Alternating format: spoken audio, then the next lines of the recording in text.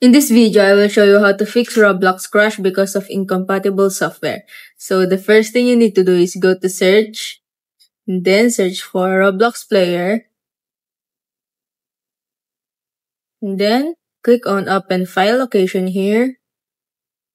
Once you are here, right click on Roblox player, and then click on open file location, and then right click on Roblox player beta, click on properties.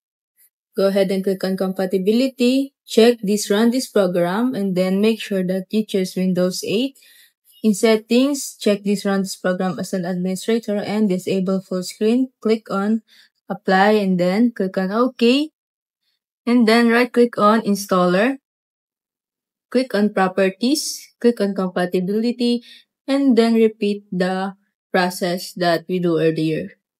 So check this disable and then check this run this program, and then click on apply, click on OK, and then try to play a game in Roblox. And if it's not working, the other method is go to search, then search for settings, click on settings, click on apps, click on installed apps. Here search for Roblox, click on three dots, click on uninstall.